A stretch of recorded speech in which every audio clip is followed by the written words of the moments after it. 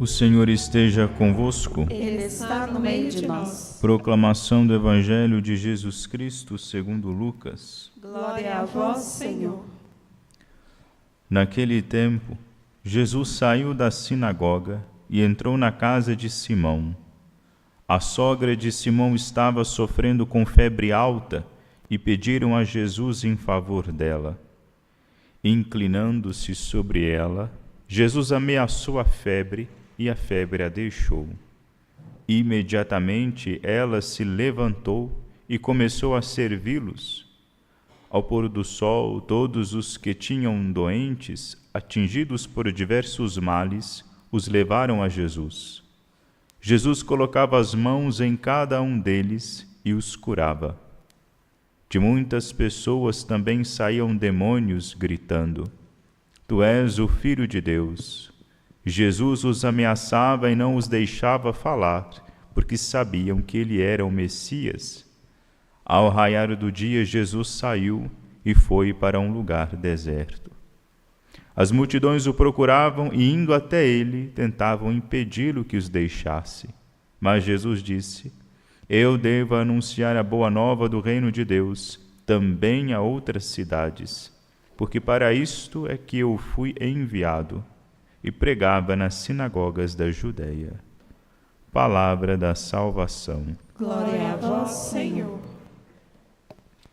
Meus caros irmãos e irmãs, hoje a nossa igreja celebra a memória de São Gregório Magno, né? Foi Papa, viveu ali, nasceu, né?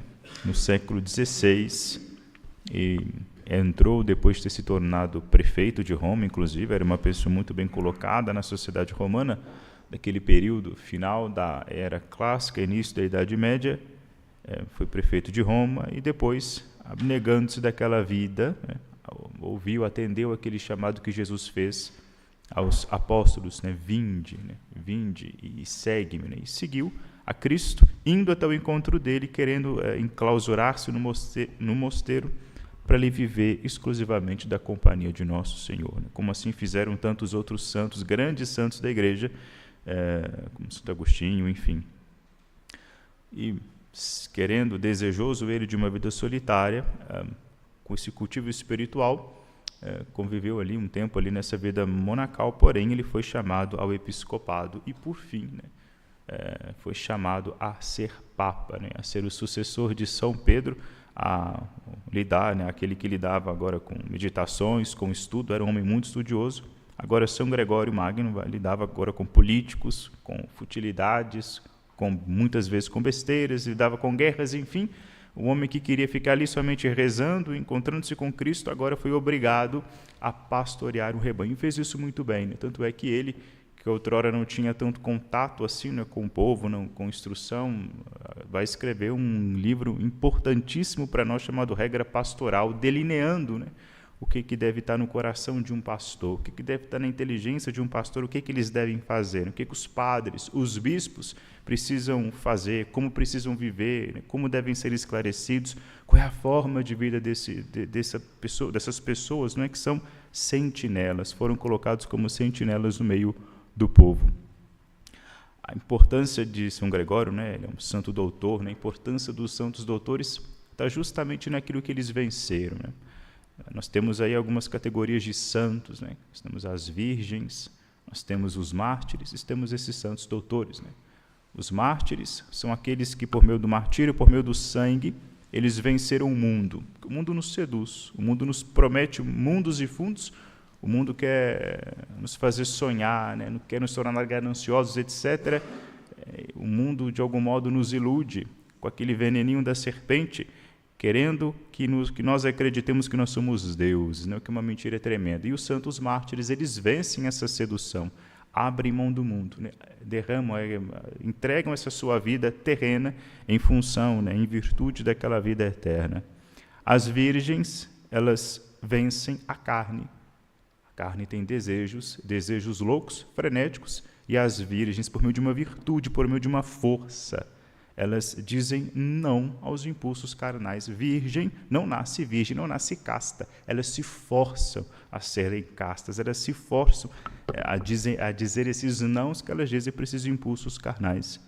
E os doutores, por sua vez, eles vencem um demônio, porque sendo eles homens muito sábios, muito doutos, investigaram a verdade, cultivaram a verdade, buscaram a verdade, e ao buscar a verdade, fugiram da mentira, e o pai da mentira é Satanás. Por isso que eles vencem o demônio, por isso que eles vencem a Satanás, por isso que eles são importantes, porque se nós quisermos nos livrar, né, dessas enganações, dessas ilusões que ele, né, vai devagarinho gotejando nos nossos ouvidos, a gente tem que contar com a luz dos santos doutores, que nada mais fizeram do que meditar, rezar os santos evangelhos, rezar as sagradas escrituras e trazê-la a nós, né? Carregar a nós, nos instruir nela.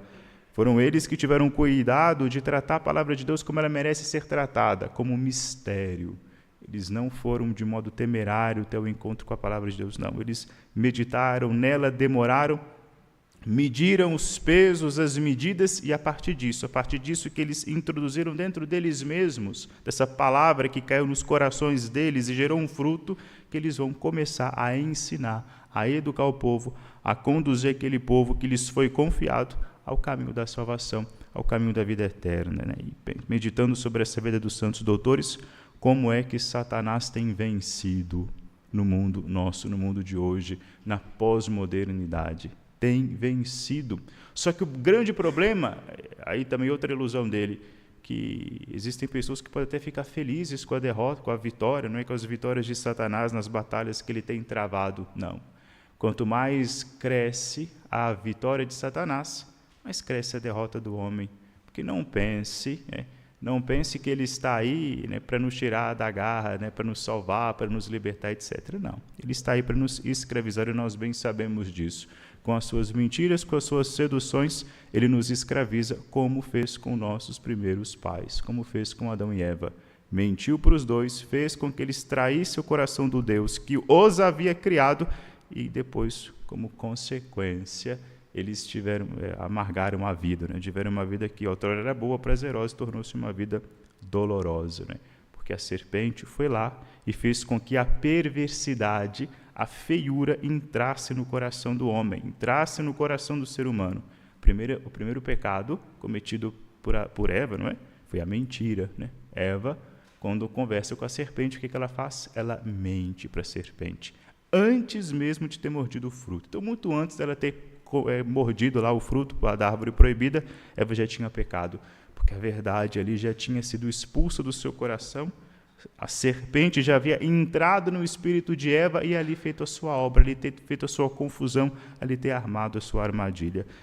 Já com o veneno da serpente inoculado dentro de si, já com esse desejo estranho, né, de homem querer agora, de ser humano agora querer ser Deus, Eva então vai e morde o fruto, mordendo então a sua própria condenação. Não sejamos loucos, não sejamos insensatos, sejamos sábios como esses santos doutores, esses luminares, não é?